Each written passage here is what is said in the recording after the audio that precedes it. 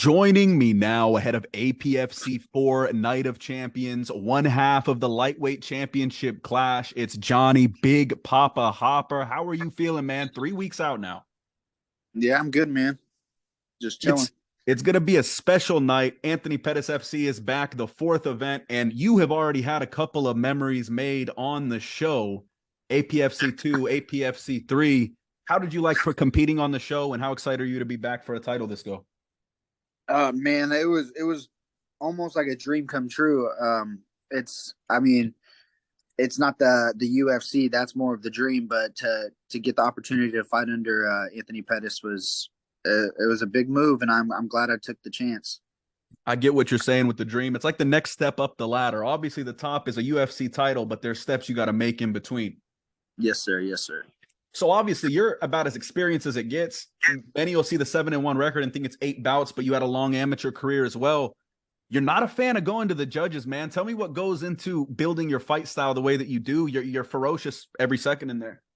Um, I've been the reason why I got into the sport of wrestling at a young age is I saw mixed martial arts, and it's I don't know, it's something clicked. I knew that's what I wanted to do. I didn't know if I was going to be good at it, and like you said, I had 5 amateur fights, and they were all 5-0, all finishes. Um, when I step in the cage, I try to fight. I try to go in there and do my best every time, every showing that I get. Because who knows, I might die and I might not have another opportunity. So for me to go out there and showcase myself and my ferociousness, like you're saying, is key. I don't like to point fight. I don't like to wrestle and hold people down. I don't think that's real fighting. Like, yeah, those are aspects of fighting, but you should be on there to get the finish, sub or knockout, TKO, even doctor stoppage. That's the way I roll. So what went into you becoming a fighter initially? You said you saw MMA and it made you want to wrestle and it got you in here, but what really gave you that final push to say, you know what, I'm giving this a go? My dad showed me at a young age. He showed me like UFC 1 or 2 on VHS, and I kind of got addicted, and I was like, I want to do that. So he got me in the sport of wrestling. He got me to start working out and lifting, and he was always having me watch boxers like Tyson and Ali and studying them, and even like Roberto Duran. I've always like these guys were always like titans, like gods to me, and I would watch them and I'd study them, and eventually now that I get to this level that I'm at now, it's like, man, they're really like they're great, but they're really not that good. The reason why they're so good is because they go out there with no fear, or even if they have fear, they just say screw it and they go out there and they try to get the win, and that's what I try to do. Whoever's in front of me, I try to like it's nothing personal with me. I mean, if they want to talk crap and make it personal, that gives me more of a want to hurt you, you know. But I step in there and I'm trying to take your nose off. I'm trying to split you open. I'm trying to cut you from your eyebrow to your hairline. You know what I mean? 100%. Who are some of those guys that your dad brought you up on that maybe you implemented some of their style or were inspired by growing up? Um, like the Diaz brothers, they were a big influence on me. I paid attention to them a lot, mostly Nick. There's a lot of people like Chris Lytle, like all the old school guys that I used to watch. Even like my coach now, Josh Neer. My dad would make me watch him as a kid, and I wasn't really like a big fan of him. But when I watched him fight, I was like, dang, that dude likes to fight. He goes in there to fight. He understands the objective. He understands the assignment. So I would watch those types of guys, those guys that I mean, they don't care if you're Superman, they're gonna go in there and fight you. You know, it's a life or death. It's not like I didn't really choose this life. It's like somebody who's 7 foot tall. They just belong in the sport of basketball, or somebody that is so fast. They like Usain Bolt. He belongs on that track. You know. I just think I was just born this way. I don't know. I wake up and it's always on my mind. But back to the fighters, like it's crazy. I used to watch my coach Josh Neer as a kid, and I didn't really understand locations. I'm from Kansas City, and he's from Iowa, and that's where I live now. And I never understood how close that was. and then I got a scholarship to wrestle at a small university here in the state of Iowa, and it ended up when I was away from my parents, I was like, I need to fight. So I started fighting amateur. I was training out of a garage, and I had a buddy who was like, "Hey, you know Josh Neer?" And it like clicked in my head. I was like, "I've heard that name." And then he showed me footage, and I was like, "Yeah, I remember him choking out Melvin Gillard and choking out Dwayne Ludwig. You know, he was a tough dude." So to be able to like years later look at like, wow, I watched that dude and like I respected how he fought, and now I get to learn from him. It's just it's it's kind of, it feels like it was just meant to be honest. It speaks volumes, some of the guys that you're quoting, because obviously everybody looks at Mike Tyson, everybody's looking at Duran, everybody's looking at those guys. But when you mention Lytle, and obviously Neer's a coach now, so it's a little bit easier to mention, but those are two names that were underappreciated by MMA as a whole. Knowing that you're bringing name dropping them in the same conversation shows that you understand the game a little bit more than some of the fighters do. Would you say that's accurate? Yeah, man. A lot of these fighters, they watch that the McGregor or whatever, and they're like, "Oh, I want to do that." This has been since I was a kid. I don't.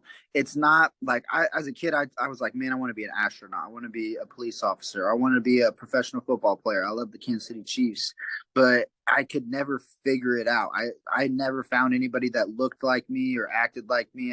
Until I met people like Josh, and like I understand them and they understand me a little bit more. And I mean, they'll yell at me, but I'm not going to cry. I'm not soft about it. So it's these these people that I kind of like look up to in the sport of mixed martial arts has uh brought me my style out, I guess. And to touch on your career now, you've got stoppages all over, you've got subs scattered, KOs everywhere. Are you just the type of fighter who's going to take a finish wherever it goes? You mentioned the doctor stoppage earlier, so I feel that's where it's going, but you'll take it wherever it goes, won't you? Yeah, man. When I step in there, I like everything shuts out. I have no problems outside. I have no family problems, no, money problems. When I step in there for 25 minutes, 15 minutes, whatever it is, that person across from me is my problem, and I'm gonna solve it. Whether that's elbows, knees, my hand, I'll choke you out my forearm. It doesn't matter. Um, something about something about violence is just, it just resonates with me. I know that's kind of messed up, but if I didn't have this sport or this way of expressing myself, I would be doing it on the streets to like poor civilians. You know what I mean? Some people are born to fight, and it's nice to hear when someone actually finds the pathway that allows them to do what they were born to do. When you first stepped into the gym, did you have any sense of, man, I was born for this, I was built for this, or is that something that just kind of came with time? Yeah, man. It honestly just came like I've always been interested. Like there's a interview with Nate Diaz, and he's like, "You can't live with it, and you can't live without it," and that's just true. Like I try to get away from mixed martial arts. Me and my dad, who showed me the sport, we got in a rough patch in my teenage years, and I was kind of like, you know what, I'm gonna stick with wrestling. I'll focus on wrestling, and I kind of try to put MMA as, it was just a spectator sport back then, but I was like, I'm gonna put it on the back burner, and even then, I would catch myself glancing at it, and I would think about it all the time, and I was like, I always felt like I was meant to do this, but whether I was going to be good is the real question. I could go out there and just get knocked out with one punch, and be like, people tell me, "Oh, it's not meant for you." Like there's those guys that have their dreams crushed. I was preparing myself. I was like, man, if I'm gonna do it, I'm gonna try to do it right, and if I fail, then at least I tried. I didn't want to not give my all in the sport. If I wasn't good, I wasn't good, and that's okay. But whenever I first took my amateur fight, I had a lot of people that fight promoters running up to me trying to get me to fight for them, and I was just like, man, I'm just in college, bro. I'm wrestling in college. And then over time, I started to build a name for myself on the amateur scene, and just fighting anybody, man. I don't like the decisions. And the one time I went to a decision in my professional career, it got taken away from me. It's the only time I went to a decision. It was a split decision, and honestly, I don't care about the record anymore. At first, I was kind of pissed. I was like, that 7-1 now, it kind of ruined my record. But at the end of the day, like if I'm beating your face in, and the refs and the judges give it to you, I don't care. I'm gonna laugh. I beat your face in. Well, a lot of times what'll happen is the guy who wins a fight, like you said yourself, isn't ready for the rematch. Something tells me you'd be chomping at the bit for it.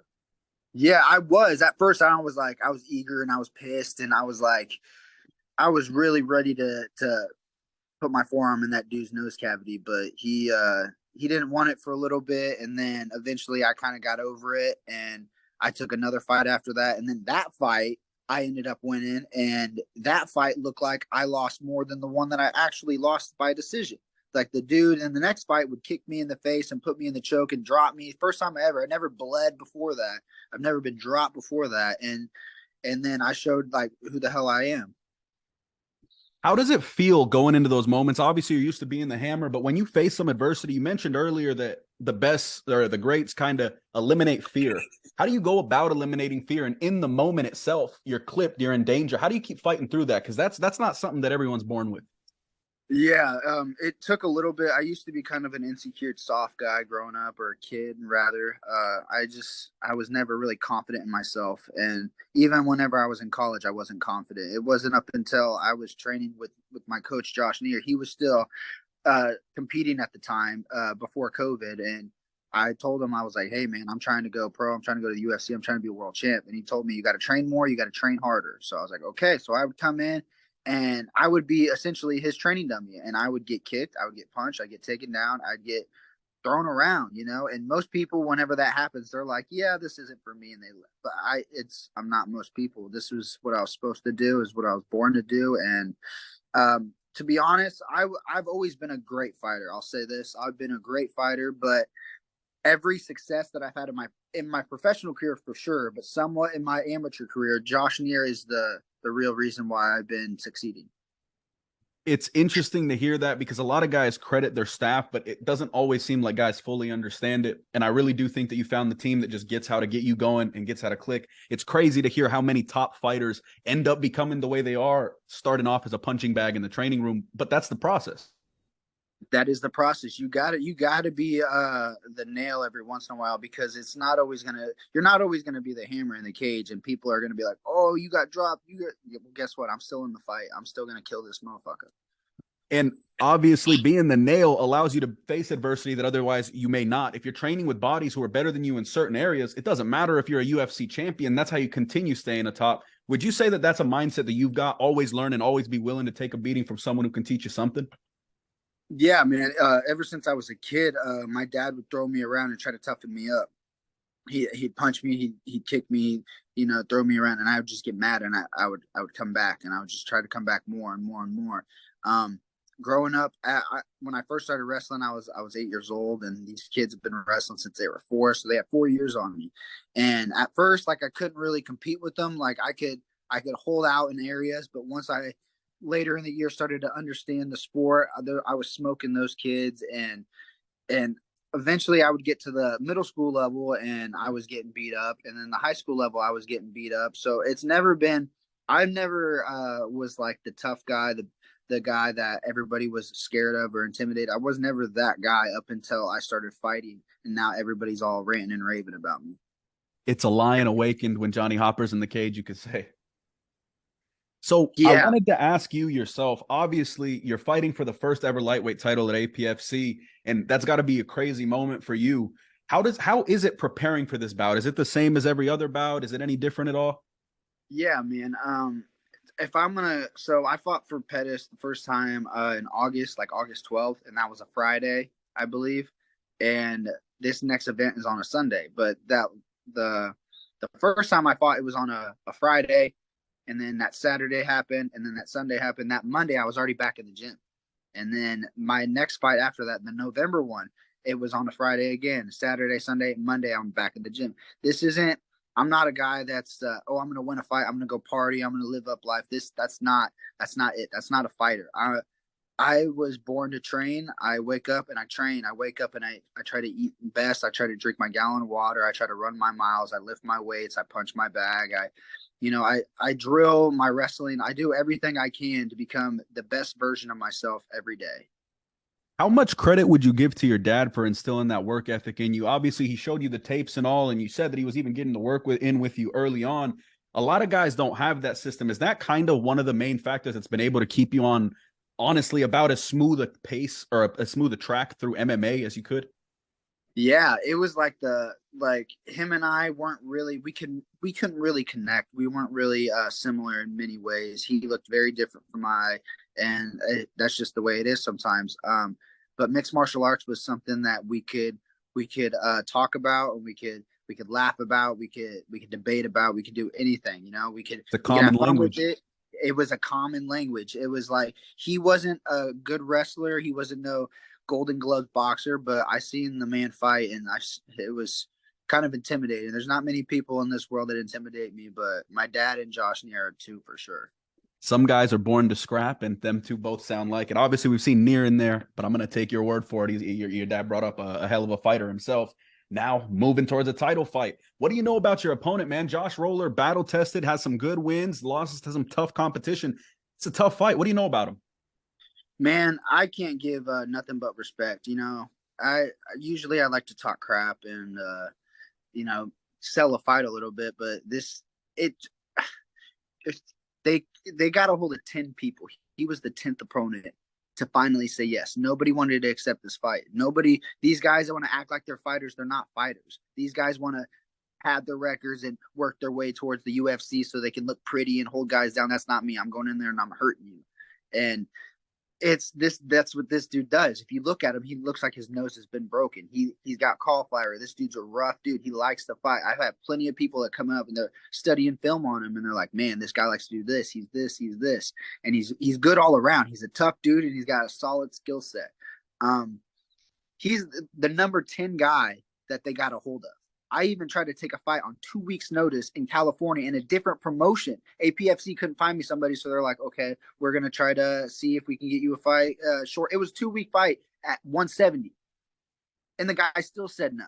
Like that's where I'm at in my career, and I've been calling out the UFC because most of these guys aren't going to get beat up for chump change, and that's what most people are going to offer on the regional scene. In the UFC, somebody's going to offer them good money, $10,000 to get their ass beat by me. Like somebody's going to jump on that. But going back to my opponent, like he is a solid dude. I'm happy to get the opportunity to fight him because he likes to fight. He's not going to run around and play these games and try to look pretty and fancy. And then when the bell ends, he's going to hold his hands up and run around in a circle, say, I'm the man. No, this dude's going to try to take my head off. And I love that because I'm going to try to take his off as well. How does it feel going from the guy who obviously you're lining up amateur bouts, you're getting bouts nice and easy left and right. All of a sudden you've stepped into a position where no one's too eager to fight Big Poppa anymore. How does that feel for you? It's got to be interesting, like neat in a sense, but it's also got to be incredibly frustrating.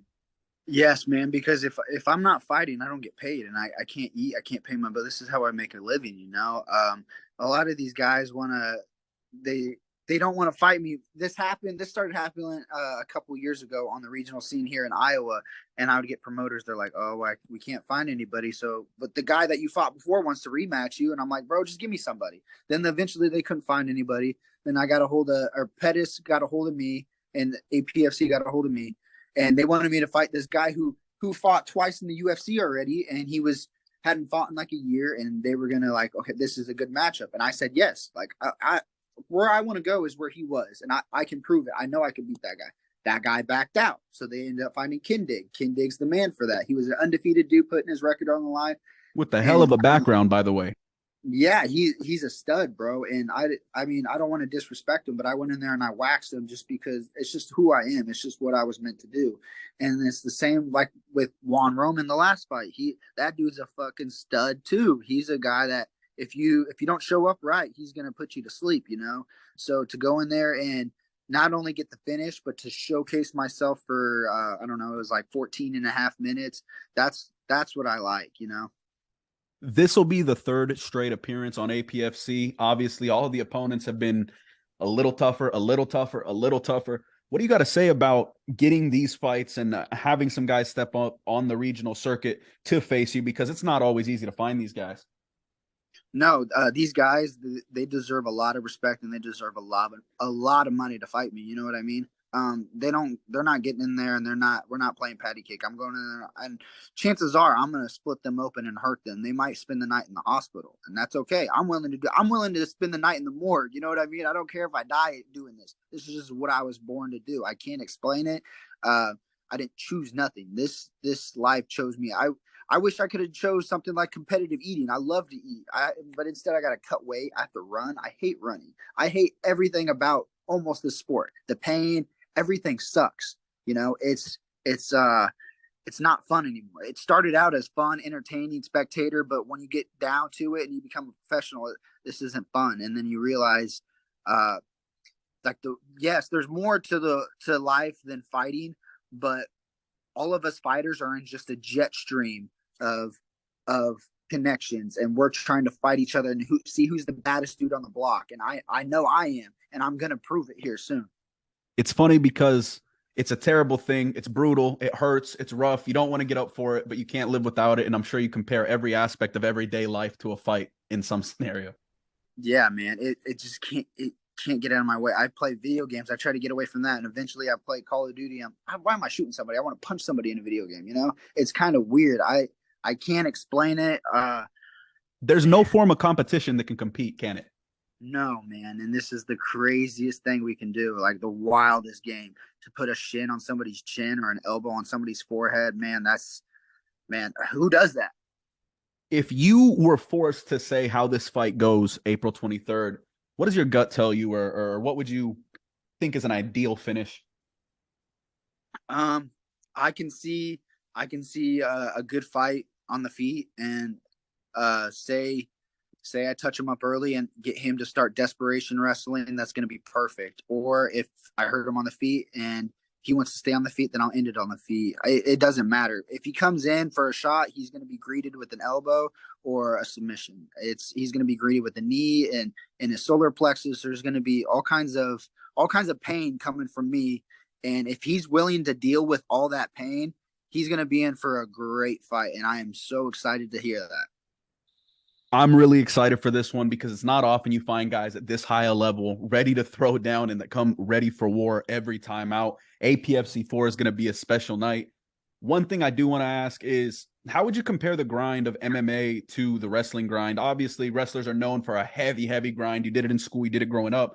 How would you compare the way you grind in MMA to wrestling? Because a lot of guys say the wrestling grind is harder, and then a lot of guys say, look, I brought that grind straight into the gym with me.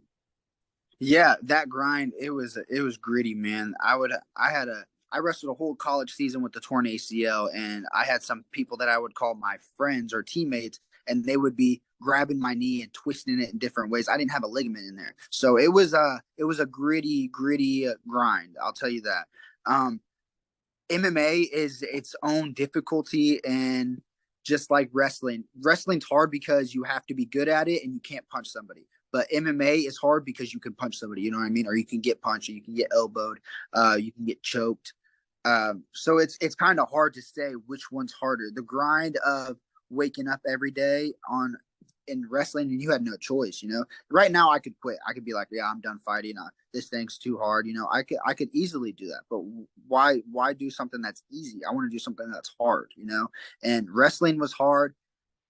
Thing was, I just wasn't that good at it, and I didn't have quality coaches up until I was in college, and they were like, listen, you're doing everything wrong. And then they started showing me, and eventually I was like, I got good, but I was already graduating college, so it was too late, you know. And yeah, I could try out for the Olympics, but I don't want to be negative, but I probably won't win. I'm in Jordan Burroughs weight class, Kyle Dake, all around there. So it would be a rough night for me. However, if I could fight Jordan Burroughs, I think it would be a lot closer. I think I can elbow him. He could probably double leg me. I'll probably armbar him. So they're both different. They're difficult in different ways, but if I had to choose which grind to go with, it's MMA, because something about hitting somebody and seeing that blood call out, ooh, it's just great. Nothing worthwhile in life is easy. And I think this is honestly a great example of peaking at the right time, because, yeah, wrestling-wise, maybe you had the wrong details, but it seems like right when you got out of college is right when you stepped in here and you started really turning it up. Nothing better than to blend beautifully violent striking with that dominant wrestling game as well. And the striking is what's going to keep people from really giving you the credit in the wrestling game. It's something you can always fall back on. So that's got to be a massive plus for you as well. Yeah, man, it's always good having naturally heavy hands too. APFC 4, your chance at a lightweight title. What do you got to say to Josh Rohler 3 weeks out?